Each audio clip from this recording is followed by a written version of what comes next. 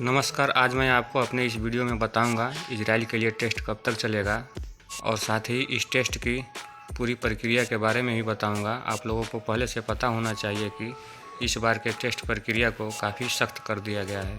Israel में काम करने के इच्छुक श्रमिकों को सेवायोजन विभाग के पोर्टल पर पहले पंजीकरण कराना होगा। अंग्रेजी ज्ञान की प्री स्क्रीनिंग के बाद श्रमिकों का आरपीएल और प्रोफेशनल टेस्ट भी होगा। मैं अपने अगले चरण में बताऊंगा कि प्री स्क्रीनिंग और आरपीएल क्या होता है। बहुत सारे श्रमिक इजराइल में नौकरी के लिए सेवायोजन विभाग के पोर्टल पर पंजीकरण कराना शुरू भी कर दिए हैं और कुछ लोगों का कॉल भी आना शुरू हो गया है।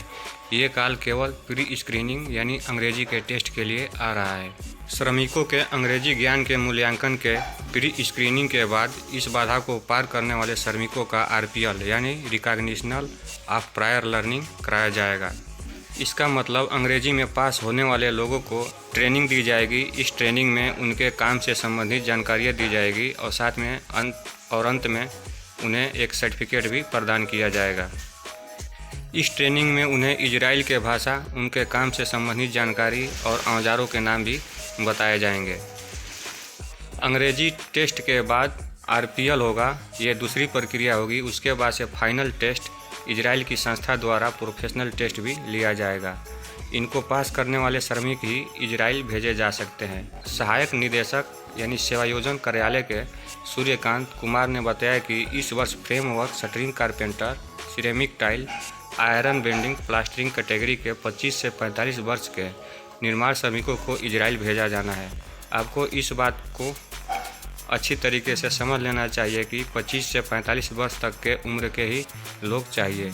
इच्छुक निर्माण श्रमिकों को पहले सेवायोजन के पोर्टल रोजगार संगम .up.gov.in पर जॉब सीकर के रूप में इजराइल के लिए पंजीकरण कराना होगा और लोगों ने पंजीकरण कराना शुरू भी कर दिया है और उनका कॉल भी आना शुरू हो गया है अंग्रेजी के टेस्ट के लिए।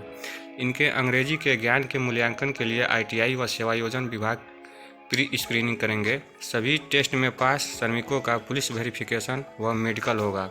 अंतिम रूप से चयनित अभ्यर्थियों को इजराइल भेजे जाने का कार्य राष्ट्रीय कौशल विकास निगम यानी NSDCI व इजराइल की संस्था PIBA यानी पीबा द्वारा किया जाएगा। इस संबंध में अधिक जानकारी सेवायोजन कार्यालय या उनके कॉल सेंटर नंबर 155330 से भी की जा सकती है। कई लोग कमेंट करके पूछ रहे थे कि उम्र कितनी होनी चाहिए और पासपोर्ट की वैधता कितनी होनी चाहिए। तो आपको बता दूं कि 25 से 45 वर्ष तक की उम्र होनी चाहिए और कम से कम 3 वर्ष की पासपोर्ट की वैलिडिटी होनी चाहिए और संबंधित ट्रेड में कम से कम 3 वर्ष का एक्सपीरियंस यानी कार्य अनुभव होना चाहिए। लेकिन जिनकी पासपोर्ट की वैलिडिटी 3 वर्ष तक नहीं है उन्हें एक मौका भी मिलता है NSDC के द्वारा। लेकिन इस बार के चरण में ये ज़रूरी नहीं है कि NSDC आपको मौका देगा, तो इसलिए अपने पासपोर्ट की वैलिडिटी 3 वर्ष से अधिक रखें या फिर जिनका वैलिडिटी कम है वो अपना पासपोर्ट रिन्यूअल ज़रूर करा लें। यह भर्ती प्रक्रिया आगे भी चलती रहेगी।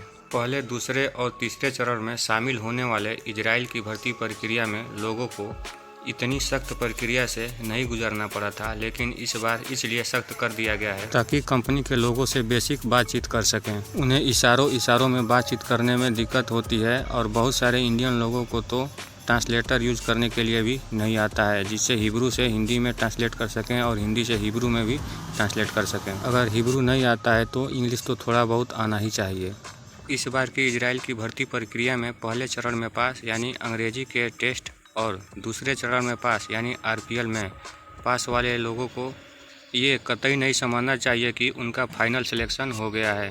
फाइनल सिलेक्शन इजराइल की पीबा और भारतीय सिलेक्शन करने वाली संस्था NSDC के माध्यम से किया जाएगा। जिन लोगों ने रोजगार संगम के पोर्टल पे रजिस्ट्रेशन कराया है उन्हें पहले परीक्षा में यानी अंग्रेजी के टेस्ट में उनके बेसिक जानकारी जैसे बायोडाटा, ट्रेड से संबंधित औजारों के नाम, रोज़ प्रयोग होने वाले कुछ अंग्रेजी के वाक्य याद होने चाहिए।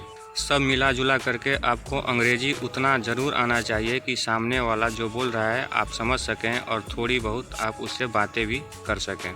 इजराइल की भर्ती प्रक्रिया में शामिल होने के लिए कोई भी फर्जी डॉक्यूमेंट न लगाएं, क्योंकि कई चरणों में डॉक्यूमेंट वेरिफिकेशन होता है। अंतिम डॉक्यूमेंट वेरिफिकेशन दिल्ली के GMR सेंटर, जिसमें NSDC द्वारा सत्यापित किया जाता है और साथ ही उनके वीज़ा, टिकट और फ्लाइट की पूरी प्रक्रिया पूरी की जाती है।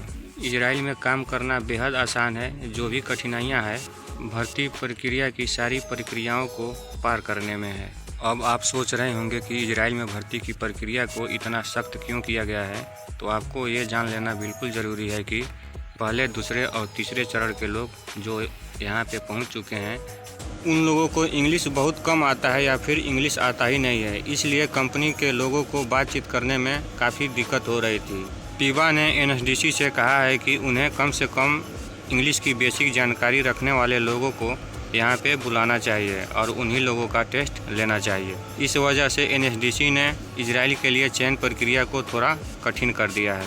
आज के इस वीडियो में बस यही एक छोटी सी जानकारी देनी थी। बताई गई जानकारी अगर आपको अच्छी लगी हो तो चैनल को लाइक, शेयर और सब्सक्राइब जरूर कर दीजिएगा। वीडियो में अंत तक बने रहने के लिए धन्यवाद। आपका दिन शुभ हो।